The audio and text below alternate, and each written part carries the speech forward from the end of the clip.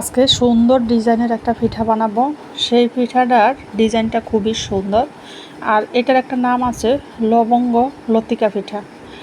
এটা বানাতে হলে লাগবে গুড়, দিয়েছি একটা কুড়ানো নারকেল।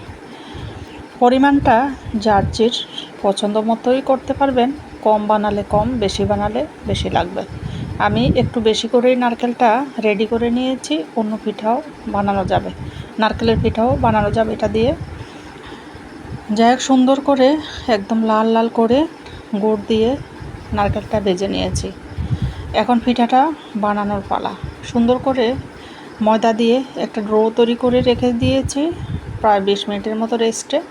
এখন রুটি বানিয়ে যে সুন্দর করে 4 কোনা করে কেটে নিতে হবে।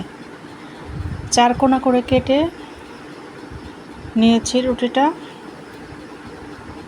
এখন পিঠাটা বানানো, এই যে 4টা কোনা মাঝখানে নিয়ে আসতে হবে। এভাবে একদম চাপ দিয়ে লাগিয়ে দিব না, হালকাভাবে লাগিয়ে উল্টে নিব।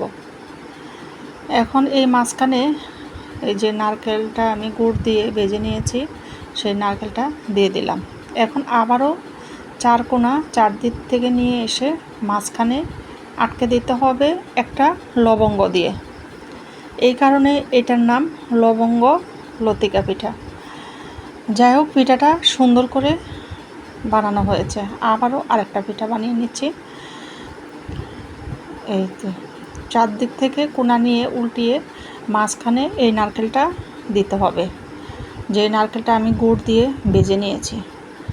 আবারও 4 দিক থেকেই নারকেল দিয়েও আবার 4 দিক থেকে নিয়ে এসে এখানে একটা লবঙ্গ দিয়ে আটকে দিতে হবে, আর মুখগুলো মেরে দিতে হবে।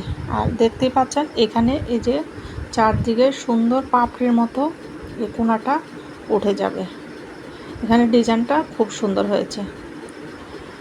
সবগুলো পিঠা বানানো হয়ে গেলে এখন আমি তেলে ভেজে নেব। তেলটা হালকা গরম হয়ে গেলেই অল্প অল্প করে এই পিঠাগুলো একদম মচমচা করে ভাজা হবে। ময়দা দিয়ে এই পিঠাটা বানালে খুবই সুন্দর এবং মচমচা হয়, খেতেও কিন্তু দারুণ মজা লাগে। একবার বানিয়ে দেখতে পারেন, আপনার কাছেও ভালো লাগবে। যেহেতু নারকেল দিয়ে আমি এটা বানিয়েছি, এটা নারকেলের স্বাদটাও এটাতে অনেক বেশি টেস্ট নিয়ে আসে। যাই হোক, মচমচা করে সুন্দর করে বেজে তুলে নিচ্ছি। পিঠা বানানোটা বাঙালির একটা ঐতিহ্য। মাঝে মাঝেই যে কোনো পিঠা আমরা বানিয়ে খাই। নতুন নতুন ডিজাইন হলে তো শখ করেও মেয়েরা এই পিঠাগুলো ঘরে বানায়। এক এক দিন এক এক ডিজাইনের পিঠা বানাতেও ভালো লাগে, দেখতে যেমন সুন্দর, খেতেও দারুণ।